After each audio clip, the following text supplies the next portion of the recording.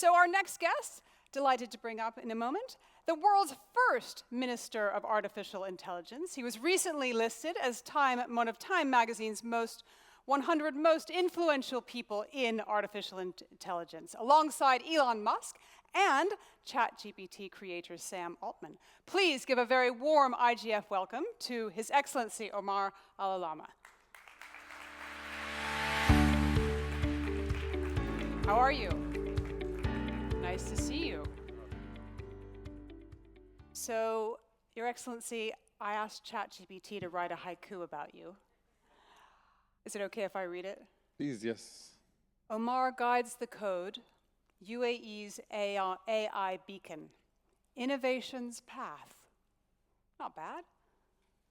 I think humans still are not at risk to be replaced by AI. If that's the best it could do. There's not too many syllables there in a haiku. So, Your Excellency, you said something in your interview with Time magazine, I want to quote. You said, when humanity used to depend on coal and wood fire for energy, there wasn't any Minister of Energy. When it became paramount to ensure that energy production and energy distribution, every single government in the world has appointed a Minister for Energy. You've said the same happened with telecommunications, and you believe that AI is at that same level now. So give me an example of something that you've seen just in the last few weeks that makes you believe that statement is true. I think that's a very important question, and the reality is we don't need to look at the past few weeks. Let's look at the past few years.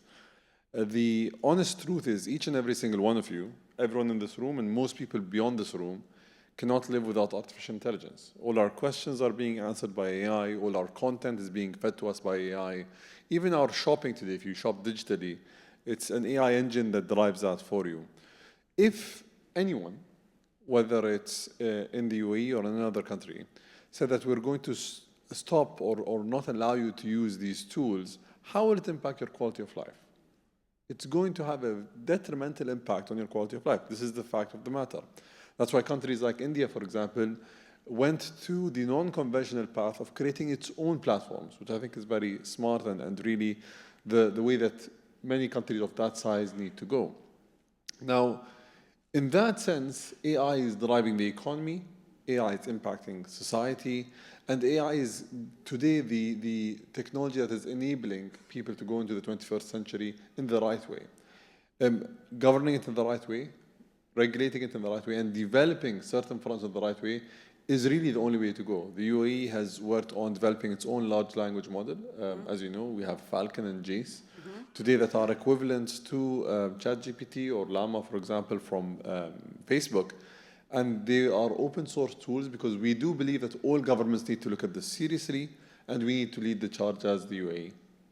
So I want to come back to some of those Arabic large language models in a moment. You were on stage recently with the Indian Minister for AI, a great friend of IGF, Ravi Chandrasekhar, at the UK's AI Summit recently.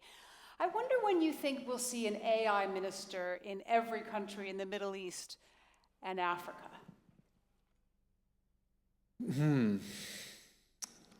I don't want to be the person that people point back to and say, you made that statement and you were wrong.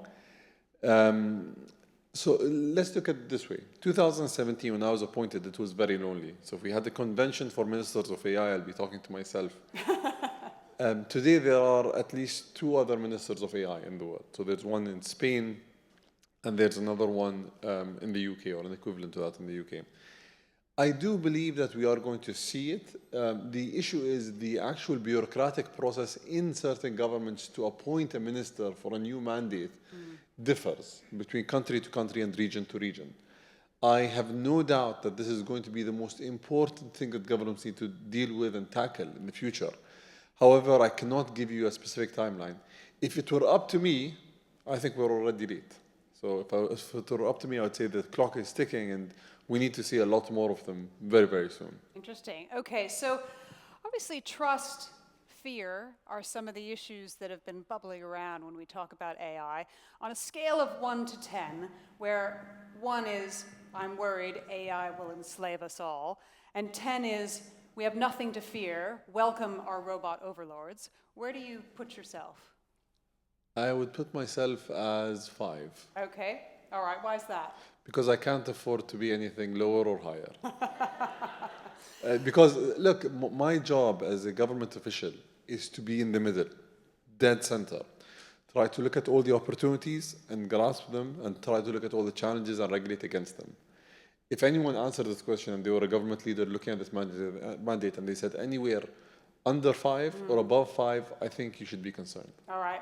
So if you imagine a timeline where perhaps the end of it is when computers, superhuman AI, we have AGI or beyond, artificial general intelligence, matching or maybe exceeding human intellect, and the beginning of the timeline is now, how fast do you think we'll get there? When do you think we'll see superhuman intelligence?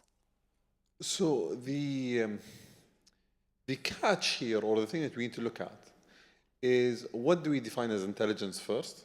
And second, what capabilities are we defining here? If the capabilities are maths equations, for example, then not just artificial intelligence, computing is already better than us at that. So the ability to a calculator or scientific calculator, whatever you want to call it, can do much better than most humans in the world, probably any human in the world, right? If we look at certain tests that we put for human beings, like, for example, the bar for legal associates and people working in the law field, or, for example, the medical exam, I think that these systems can do much better than human beings, and they might be seen as very, very smart. Does that mean that they're better than humans is a question. My view is I tend to believe that AGI is still far away. And How many years? Well, it depends on which timeline you're talking about. The UAE's timeline, so we as a country live in dog years. So what we achieve in 1 year, most countries achieve in 7. That's what I see. Not to be humble. I try to state facts. So the answer here is, if I tell you 10 years, the 10 years in our timeline might be 50 years or 70 years in other timelines. We believe that it's at least 10 years out. We really plan our years. So we have, for example, a Vision 2071 for the next 50 years or so. And I think AGI is still, in the horizon. I cannot see it coming closer. However, people working in the field have a better view. So we are engaging with them continuously to better understand what's happening.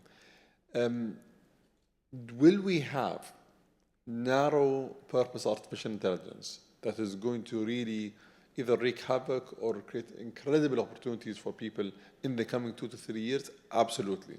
And our job is to engage as countries to ensure that people are not disrupted in India or the UAE or in the US or other places. Because what people forget is disruption anywhere is, I think, negative for everyone. Because at the end of the day, we are connected. Whether we are connected through borders, whether we are connected through a digital landscape, or whether we are connected by our humanity, we need to ensure that we can work together. It's been quite a week in artificial intelligence. Sam Altman, CEO of ChatGPT, was in, he's out, he's back in. And beyond that drama, there's actually something that's quite important here, and it's the issue around safety and how the board of ChatGPT looked at safety. I heard a version of this story, which in short was that it was the capitalists versus the catastrophists, and the capitalists won. What's your opinion on what happened there? Oof. We ask the tough questions here at IG. Yeah. Did ChatGPT give you this question, or was it one of your own? Okay. I don't want to give a personal opinion because I actually do know some of these individuals personally. What I will say is, in corporate life, usually there is drama. This is a fact. And when the cake is big enough, when the opportunity there is big enough, and the size of the challenge, or let's say the positive financial outcome is big enough, there's a lot more drama, so it's magnified. You can easily extrapolate a very negative future by seeing what currently exists. Because as humans, we tend to foresee the future or forecast the future on a very singular exponential trajectory. So, if things are the way that they are today, this is how they're going to continue to go. I believe that it's very difficult for us to extrapolate the future in that sense. We need to look at things in a more pragmatic sense. So, am I concerned? I am concerned that there is turbulence, definitely, especially in this sector, which is a very sensitive sector. Although I do have trust, and maybe the IGF is the right platform for me to say this. Satya Nadella is an extremely capable CEO. Honestly, I think he might be, in the tech world, one of the top 5 CEOs in the world. And his ability to maneuver this storm and to get it all across the line in a very smooth and seamless manner gives me trust that things are not going to go south anytime soon. Because we do have these individuals that are able to steer these ships in the right way. I mean, speaking personally, it was worrying that 2 of the people who were booted from the board were women, and they've been replaced by 2 white men. And I know that diversity in AI is something that you think about quite carefully. So I'd love to hear your approach to inclusion and diversity in artificial intelligence. Well, look, in corporate boards, generally you have a lot more white men than women. This is a fact, right? And this is across most boards. Does it mean it's the right thing for us to have? Absolutely not. But it will take some time for, I think, the world to start to really balance things out in the right way. And I think there will be more women coming to STEM. There will be more women coming to technology. And one of the things that reassures me is Mira Morati from OpenAI is a woman, and she's actually a very, very capable technology leader today. We are seeing more women that are taking leadership roles in these companies, not because they are women, but because they are the most capable. And this is the sign that we need to look at when we look at where the future is heading. Now, with regards to the board of ChatGPT, I think we need to really look at what the board does in its first meeting, in its first year, before defining whether that was a good move or a bad move. I don't want to talk about individuals. With regards to how we look at diversity, so one of the reasons why we volunteered for Falcon, for example, and JACE and our large language models to be open sourced is because the biggest issue that we have today is when you try to eliminate bias, you actually are trying to eliminate our differences, and especially for governments. Think about it this way. If I bring an American LLM and try to deploy it in a country like India, it makes absolutely no sense because you're trying to remove all biases against people that are Indian in the US to make it more holistic, right? But there are some nuanced biases that are really good for these systems to understand. They need to understand how Indians live, what the culture is, how people are, for it to be deployed in India. If it's a closed source tool, you can never do that.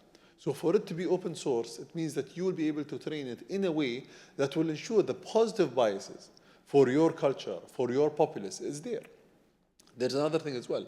The weightages that are given with regards to whether or the temperature as well, whether the system is factual or whether it's creative, whether it actually takes in data that is being fed or actually believes that whatever it had before is the fact, is important for us to look at because I don't think there is going to be one tool that everyone's going to use. ChatGPT is going to be a great general purpose LLM.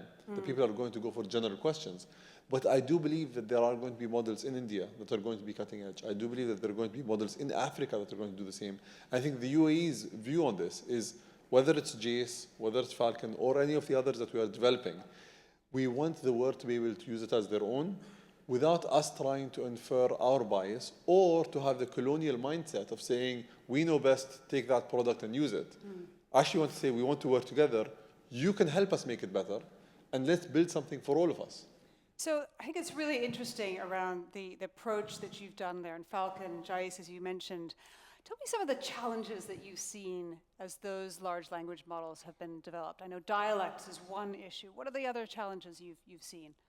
There are so many challenges. I think there's a plethora of challenges. I don't want to go into all of them, but let me give you a few. The first is, there is a rate of diminishing returns as you develop these algorithms and these LLMs. You can develop one and be cutting edge today in a very short period of time as the technology advances, as compute advances, as even more people go into the field, you realize that people can close the gap with regards to what you built versus what already exists in a very short period of time. So this is a issue who can afford to keep building these? A sovereign state can. Maybe some of the largest corporations in the world can. But some countries that don't have the resources like the UAE cannot. And that is why for us, again, going back to this, making it open source is paramount because we understand that it is going to be a challenge that people are going to face. Another challenge is talent. To be absolutely honest, there is not enough talent in the world working in this field. The third challenge is data. And with data, everyone can go and scrap the internet and use that data to train these large language models. However, I must ask, because I don't have the answer, how much of the internet's content is Indian data or in the Indian language? I don't know. Is it enough? I'm sure it's not nearly as enough as we want it to be. If we want it to be the most capable, how do we ensure that people produce more content? There is a way for people to create data, like synthetic data, and then use it to train these models. But then there are some nuanced problems that you're going to go and face when dealing with a tool that was trained on synthetic data that might include gibberish, that might just include things that are, let's say, the vanilla service, right? It's just content for the sake of content rather than real content. And for countries the size of India, when you have over 1 billion people, you can create content in your dialect, in your language, with your cultural requirements. But for smaller countries around the world, you cannot. So we will go through this phase of building tools that completely forget people from different corners of the world. I think that we need to be very cautious not to do that. You spoke about talent there, and I was looking at some of the pictures of the first graduating class here of the University of Artificial Intelligence here in the UAE. Delighted to see that the 2023 valedictorian was a woman, and that the graduating class comes from 25 different countries, including the UAE, China, all across Africa. Tell me what your hopes are for developing talent through the university.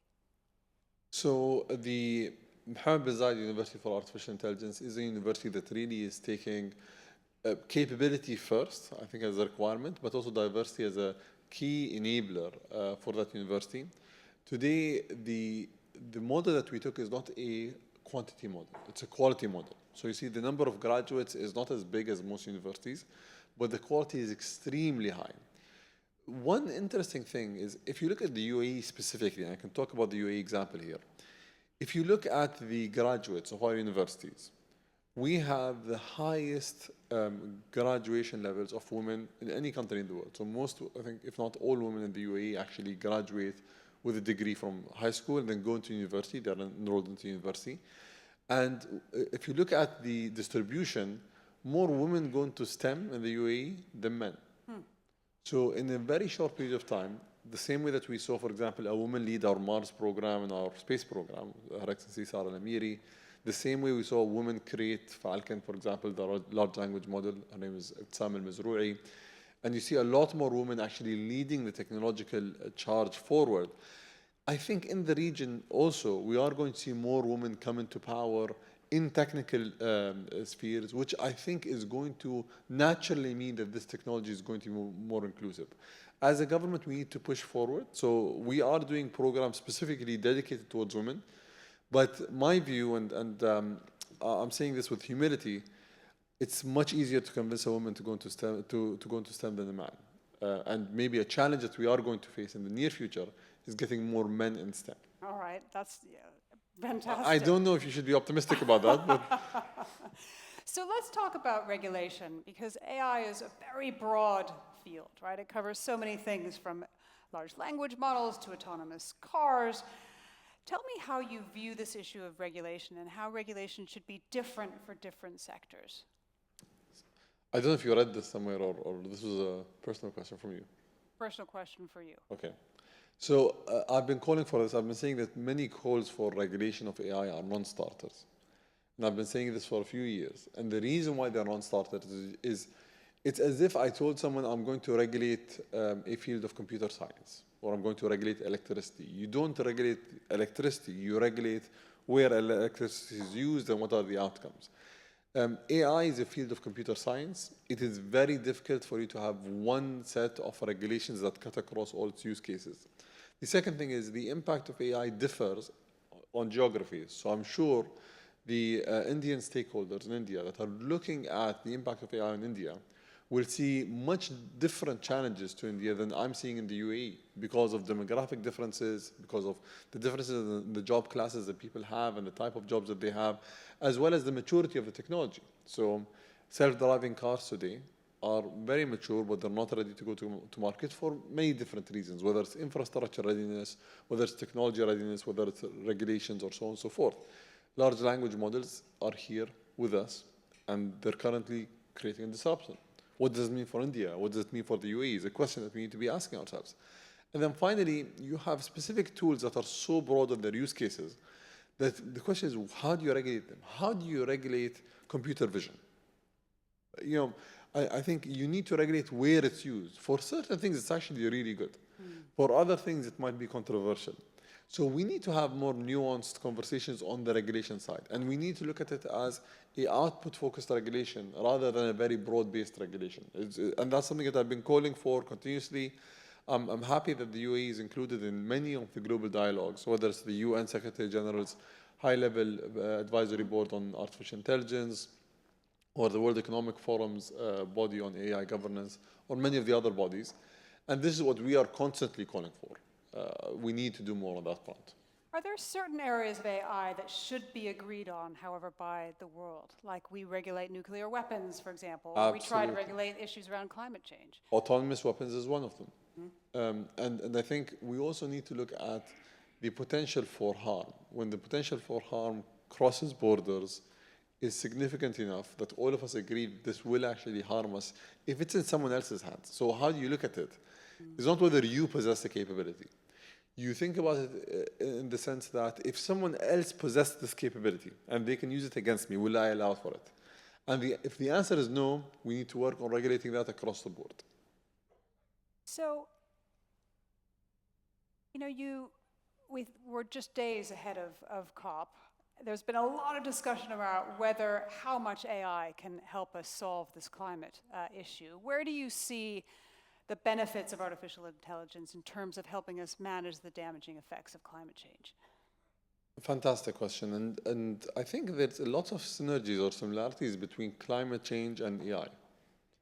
One, if we look at the similarities, climate change is not an issue that a single country can tackle on its own.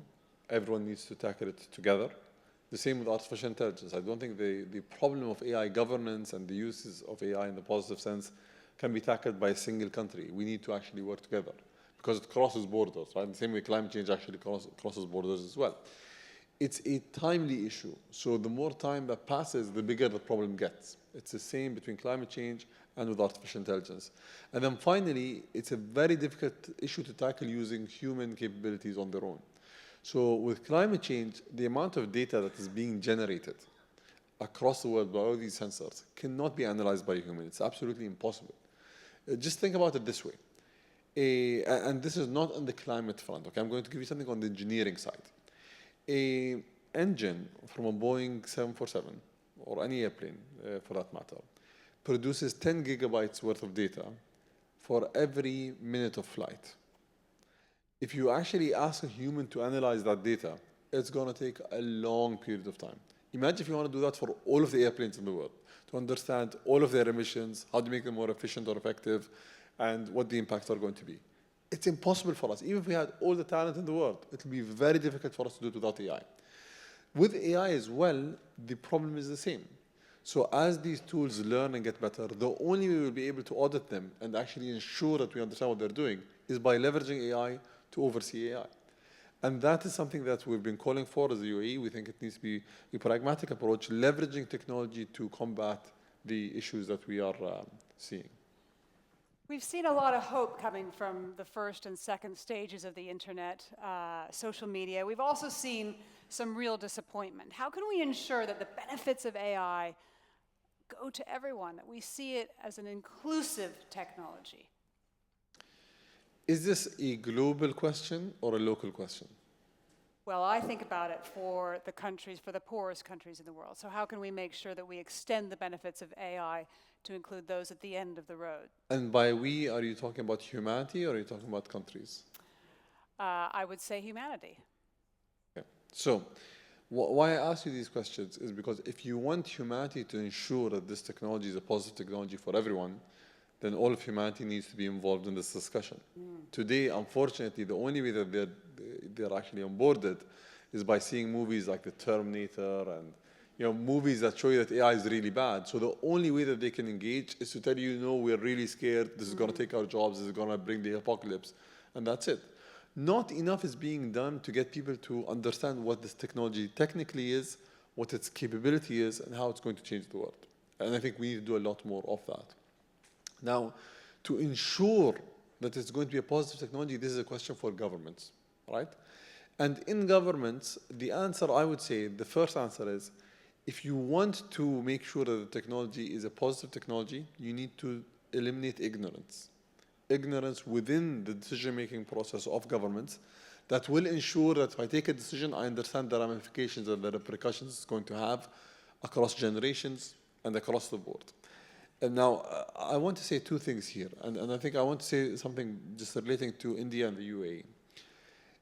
When do you feel optimistic about the future? You feel optimistic about the future when you believe that the cohort of government leaders that are leading the charge are enlightened, are aware, and have the right amount of humility to understand when they don't know something and they tap into the private sector. India possesses that, right? And I've seen it. So you mentioned Minister Chandrasekhar, who is a dear friend. Just his knowledge on technology is really, I feel like he's an ocean of knowledge in this field, and he's able to really steer this discussion forward, whether it's through the AI Safety Summit or many of the other summits. But it's not a unique thing that only Minister Chandrasekhar has. If you look at the Indian cabinet, whether it's Mr. Jaishankar, Mr. Vishnu, or some of the others that I have interacted with, you realize that they have this sense of enlightenment to be able to steer this discussion. Now, my question, I don't want to talk about the UAE because I think I'm biased and people know this, but my question is, how many other governments possess the same level of expertise and knowledge? If the answer is too little, then you should be concerned for that specific question. If the answer is many, then we should be optimistic. And what do you think? I don't want to comment. All right, that's good because we've actually run out of time, but I want to give you a massive IGF thank you for joining us here at IGF here in Dubai. Ladies and gentlemen, His Excellency. Thank you.